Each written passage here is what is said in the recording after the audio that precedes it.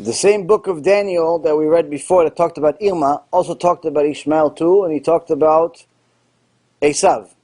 And he talked about Gog uMagog, and he talked about the end of times. That was the prophecy of Nebuchadnezzar. Nebuchadnezzar was told by the prophet Daniel that he will be the most powerful king until the Mashiach comes.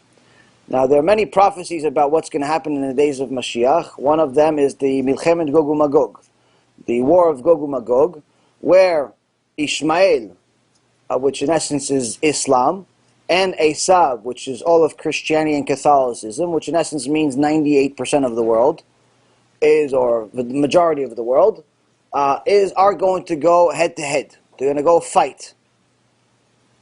First they're going to fight each other. It's going to be a nuclear war. It's going to be a horrible war. The prophet Zechariah describes this war, in essence, how you would describe a nuclear war.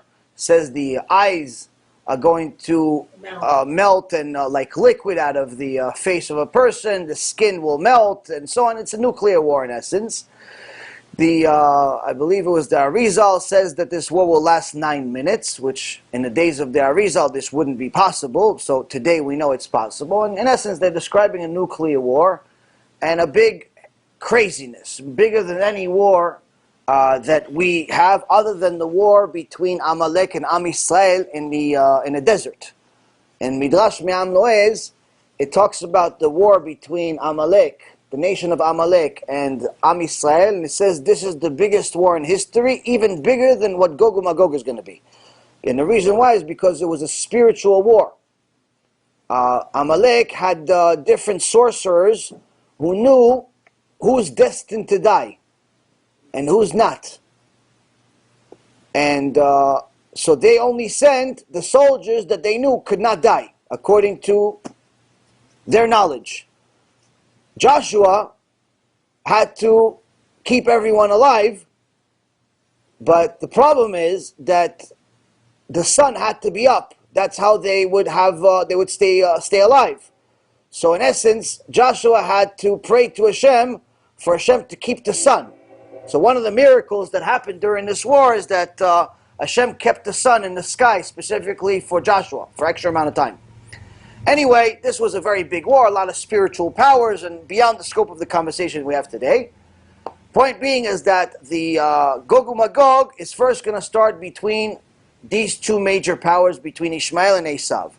After they fight, beat each other up, eventually they're going to stop and going to say, you know what? This whole war is about what? It's about Jerusalem. They all decide that it's all about Jerusalem. Whose fault is it? It's the Jews' fault. So they both gather together and they go fight against Am Yisrael. They conquer Am Yisrael, and in essence, what the one of the major prophecies says in the Gemara, it says in the Zohar, it says in also in the Tanakh itself, that they're going to conquer Eretz Yisrael for 9 months. They're going to take over it for 9 months. This is the Gemara Masechet Sanhedrin, and they're going to take over. And then Mashiach comes, and there's a lot of other things that follow. The point being is that there's no peace. There's no peace with Ishmael. There's no peace with Esav. There's no peace. There's war. The only thing that brings peace is Mashiach. Mashiach will come and bring peace by first beating everybody up. First, he's going to destroy all the wicked. 2/3 of the world will die initially. The last third will be tested the same way that you test gold. I have family that's in the gold business, and sometimes people try to sell fake gold. They bring you something that looks like gold, but it's fake. But it looks like real gold. So how do you do it? You put acid on it. You put acid on the gold or certain chemicals on the gold, and it tells you whether it's fake or not. If it's fake, you see it's fake right away. If not, so Hashem says to the prophet, I'm going to test the last third, the last remaining third, both of the Goyim and whatever is left of the righteous Jews. I'm going to test them like you test gold. Meaning, it's not going to be easy to stay religious. You're going to have a bunch of missionaries coming after you. You're going to have a bunch of Islamic people coming after you. You have a Satan coming after you. Amalek coming after you. Yetzirah coming after you. The different doubts in your mind coming after you. Money problems coming after you. Health issues coming. Everything is going to tell you, go left. You have to stay right. You have to stay with Hashem. You have to stay close. This is why I remind you over and over again, stay away from all things that are against Hashem. All things that are not what He wants you to do. Because all of those things are just going to get you away from the right direction. So in essence, there's no peace. Ishmael, Esav, all of them, some will survive, some won't. Most will not survive. Most of the world will not survive. This is not because we wish them bad. This is simply because they're wicked. They're going against God. The few that are righteous will survive. And that goes the same thing for the Jews. If you're wicked, you have a problem. Fix it before it's too late. Yeah.